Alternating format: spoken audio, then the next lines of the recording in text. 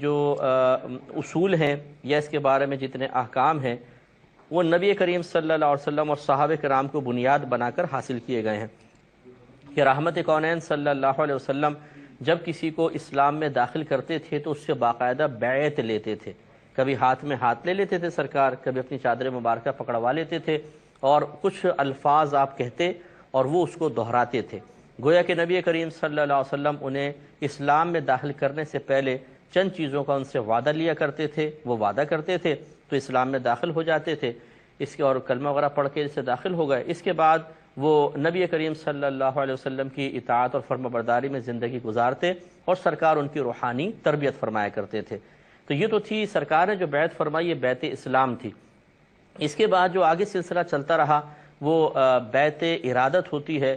اس کا مطلب یہ ہوتا ہے کہ ہم کسی سے اسی طریقے سے اپنا روحانی تعلق قائم کرتے ہیں اور انہیں اپنا ایک مربی اور رہنما گویا کہ مقرر کر لیتے ہیں کہ ہم آپ کے ہاتھ میں ہاتھ دیتے ہیں، گویا کہ آپ کی اطاعت، آپ کے پیچھے چلنے کا قصد و ارادہ کرتے ہیں اور آپ اس کے بدلے میں ہماری روحانی تربیت فرمائیے.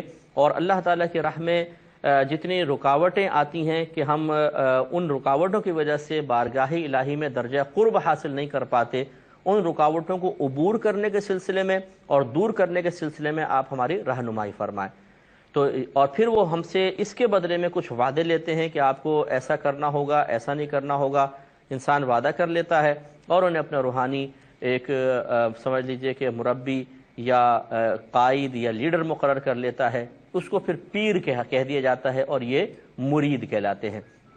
تو چونکہ اس کا ثبوت نبی کریم صلی اللہ علیہ وسلم سے ہے کہ آپ نے اسلام کی بیعت بھی فرمائی اور بسا اوقات ایک اور بیعت فرمائی ہے اور وہ ہے گناہوں سے بچنے کی بیعت. اور سرکار نے وعدے لیے ہیں، جیسے کہ ایک دفعہ سرکار نے فرمایا کہ مجھ سے بیعت کرو. صحابہ کرام علیہم رضوان نے عرض کیا رسول اللہ ہم تو آپ سے بیعت کر چکے ہیں، اب کس بات پر بیعت کریں؟ آپ نے فرمایا اس بات پر بیعت کرو کہ تم حق کہنے میں کسی ملامت کرنے والے کی ملامت کا لحاظ نہیں کرو گے. تو صحابہ کرام نے اس پر بھی بیعت کی. معلوم ہوا کہ سرکار نے دو بیعتوں کا تصور دیا، ایک کفر سے جب اسلام میں داخل ہوں وہ بیعت جو بیعت اسلام کہلاتی ہے، اور ایک وہ کہ جس میں چند کاموں کا ارادہ یا وعدہ لیا جاتا ہے اس سلسلے میں بیعت، اسے بیعت ارادت کہہ دیتے ہیں، جس کا ثبوت دوسری روایت کے اندر باقاعدہ موجود ہے. اور پھر یہ سلسلہ چلتا رہا. معلوم ہوا کہ اس کی ابتدا تو نبی کریم صلی اللہ علیہ وسلم سے بذات خود ہوئی اور اسی دور سے لے کر آج تک یہ چلتا آ رہا ہے. اب سوال یہ پیدا ہوتا ہے کہ کیا پیر کو کسی کو پیر بنانا یہ لازم ہے؟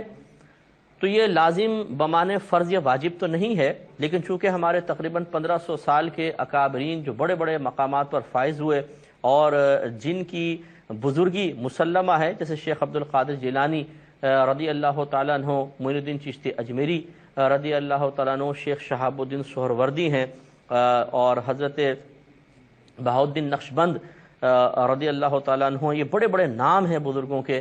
یہ خود زہد و تقوی کے پیکر تھے، صاحب علم تھے، صاحب تقوی تھے، لیکن اس کے باوجود ان سب نے کسی نہ کسی کو اپنا روحانی رہنما اور مربی اور قائد مقرر کیا ہے. جیسے اس اعتبار سے کہا جا سکتا ہے کہ یہ بہت ہی امپورٹنٹ چیز ہوتی ہے کہ آپ صحیح ایک رہنما کا جو روحانی طور پہ آپ کی ترقی کا باعث بن سکے اس کا انتخاب کریں اور ان سے باقاعدہ بیعت کر کے روحانی منازل کو طے کریں. دنیا میں روحانی منازل بہت طے ہوتی ہیں اور انشاءاللہ پھر میدان محشر میں ان نفوس قدسیہ سے ہم حسن ظن رکھ سکتے ہیں کہ چونکہ یہ عالم دین بھی ہوتے ہیں، متقی ہوتے ہیں، پرہیزگار ہوتے ہیں اور ایسے لوگوں کو اللہ تعالیٰ میدان محشر میں حق شفاعت عطا فرمائے گا. تو یہ ہو سکتا ہے کہ یہ ایک اور سہارا میدان محشر میں نجات کا حاصل ہو جائے کہ یہ اپنے مرید کی شفاعت کر کے اس کو جنت میں لے جائیں. لیکن یہ اس کا مطلب ہرگز نہیں ہے کہ ہم یہ کہیں کہ پیری مریدی کرنا فرض اور واجب ہے، نہیں کرو گے تو گناہ گار ہوگے، یا ہم یہ کہیں کہ جو بے پیرا ہوتا ہے ضرور جہنم کے اندر جائے گا، غلط ہے. اسی طریقے سے پیر کی بیعت کر لینے کے بعد بے پرواہ ہو جانا اور ہر طرح کے گناہ کرنا اور جب کوئی سمجھائے تو کہنا جی ساڈا پیر بڑا وڈا پیر ہے جی وہ اپنے جنت میں لے جائے گا، اس قسم کی اوٹ پٹانگ باتیں کرنا بالکل غلط ہے. صحابہ کرام علیہم رضوان نے نبی کریم صلی اللہ علیہ وسلم کی بیعت فرمائی، بیعت کی، اس کی سعادت حاصل کی. سرکار سے بڑھ کے رہنما کون ہوگا؟ لیکن آپ یہ دیکھیں کہ صحابہ کرام علیہم رضوان نے کبھی بھی ایسا کوئی جملہ نہیں کہا کہ اب تو سرکار کی بیعت کر لی اب تو سیدھے جنت میں جائیں گے، معاذ اللہ کوئی الٹا سیدھا کام کر لو. ایسا معاذ اللہ کبھی بھی نہیں ہوا، بلکہ انہوں نے بیعت کے بعد خوب سرکار کی اطاعت کی ہے، فرما برداری کی ہے، حتیٰ کہ آپ کے پردہ فرما جانے کے بعد بھی وہ اسی روش پر قائم رہے ہیں۔ تو ایسا کوئی پیر ہو کہ وہ مرید کو یہ کہے کہ چونکہ تم نے میرا دامن تھام لیا، اب جو چاہے کرو، جنت میں جانے کی ذمہ داری اس فقیر پر ہے، یہ ڈبہ پیر ہے، جعلی ہے۔ اور اسی طریقے سے کوئی مرید اگر اپنے پیر پر نازاں ہو کر اپنے آپ کو گناہوں کے راستے پہ لگا دے اور دعویٰ یہ کرے کہ جی میرا پیر انشاءاللہ بخشوا کے لے جائے گا، یہ بھی سخت گرفت کا باعث بنے گا، یہ غلط ہے۔ لہٰذا اگر کوئی چاہے تو اچھا ہے، کوئی اچھے پیر طریقت دیکھیں۔ ضمناً میں عرض کر دیتا ہوں کہ 4 صفات ایک پیر کے اندر ضرور ہونی چاہیے۔ نمبر 1، وہ صحیح العقیدہ ہوں، یعنی ان کا کوئی عقیدہ اسلامی بنیادی عقائد سے ٹکراتا ہوا نہ ہو، متصادم نہ ہو۔ نمبر 2، وہ عالم دین ہوں، اور مفتی ہوں تو نور علی نور ہے کہ روحانی ترقی بھی ہوگی اور دنیاوی لحاظ سے معاملات میں بھی انشاءاللہ وہ گائیڈ لائن دیں گے۔ ہم نے بہت سے پیروں کو دیکھا ہے، زہد و تقویٰ کے پیکر ہوتے ہیں لیکن اتنے صاحب علم نہیں ہوتے، اور وہ اپنے مریدین کو شرعی مسائل بھی نہیں بتاتے۔ تو مرید آ کے روحانی ترقی کا خواہاں تو ہوتا ہے، لیکن جب یہاں سے نکلتا ہے تو بزنس جا کے حرام کر رہا ہوتا ہے، ناجائز ٹرمز اینڈ کنڈیشنز سے بزنس کر رہا ہوتا ہے اور اس طرح حرام کھا رہا ہوتا ہے۔ اب کتنی بھی پیر صاحب اس پہ اپنی روحانی تجلیاں برسائیں، لیکن جو حرام کھا رہا ہے اس کی روحانی ترقی کبھی بھی نہیں ہو سکے گی۔ اس لیے ایسا اگر پیر بنایا جائے کہ جو روحانی ترقی کے ساتھ ساتھ دنیاوی لحاظ سے علوم دینیہ کی روشنی میں مکمل رہنمائی فراہم کرے تو نور علی نور ہے، تو عالم اور مفتی ہوں تو بہت ہی اچھی بات ہے۔ تیسرا ہوتا ہے کہ اعلانیہ طور پہ وہ کوئی گناہ نہ کرتے ہوں، اعلانیہ طور پہ کوئی گناہ نہ کرتے ہوں۔ اس میں 2 چیزیں آ جائیں گی، گناہ نہ کرتے ہوں اور ظاہری طور پہ بعمل بھی ہوں، کیونکہ جو ظاہری طور پہ بعمل ہے وہ یقینی سے گناہ گار بھی ہے۔ تو اس میں دونوں چیزیں کہ ظاہری اعتبار سے بعمل اور اعلانیہ کوئی گناہ نہ کرتے ہوں۔ اعلانیہ کا مطلب سب کے سامنے، اگر وہ کہیں پیٹھ پیچھے کسی گھر میں چھپ کر اپنے علیحدہ کوئی گناہ کر رہا ہے بالفرض تو ہمیں کوئی جستجو کی مطلب اجازت نہیں ہے، بلکہ یہ حرام ہے کہ کسی کی جستجو کی جائے کہ ذرا ان کے پرائیویٹ معاملات دیکھیں کوئی گڑبڑ تو نہیں ہے، وہاں سے مطمئن ہو جائیں گے تب بیعت کریں گے، غلط۔ ظاہر دیکھیں، واچ کریں آپ 10 روز 15 روز 20 روز، اگر تمام معاملات بہت اچھے ہیں، کوئی اس میں اعلانیہ طور پہ خطا نہیں ہے تو صحیح ہے۔ اعلانیہ خطا میں جیسے مثال کے طور پر عورتوں کو بلا پردہ، بغیر پردے کے اپنے سامنے بٹھانا، یا عورتوں کے ہاتھ میں ہاتھ لے کر بیعت کرنا، یا عورتوں کا پیر صاحب کا بدن دبانا، یہ سب حرام ہے۔ مریدنی اور پیر کا بالکل ویسا پردہ ہوتا ہے جس سے ایک اجنبی مرد اور عورت کا ہوتا ہے۔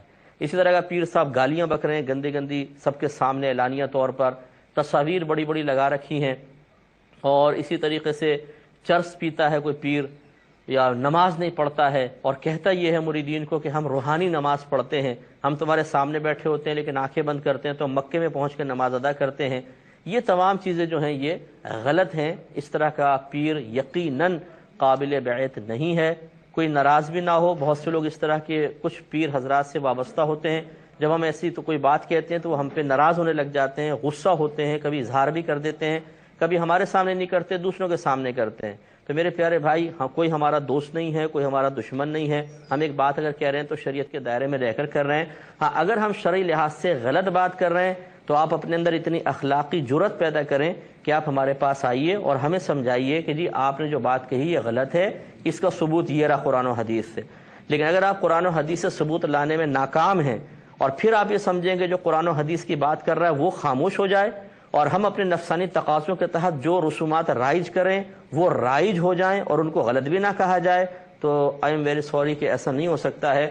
اللہ تعالیٰ ہر دور میں بے شمار ایسے لوگ پیدا کرتا رہے گا جو جرأت مندی کے ساتھ باطل کے خلاف بات کرتے رہیں گے، چاہے ان کو قتل کر دیا جائے، چاہے ان کو مارا پیٹا جائے، چاہے ان کی غیبت چغلی کی جائے، چاہے ان کو برا کہا جائے، ان کی زبان کسی طریقے سے بند نہیں ہو سکے گی، کیونکہ اللہ نے ذمہ داری ان کو یہ دی ہوتی ہے کہ وہ حق کو حق کہیں اور ناحق کو ناحق کہیں۔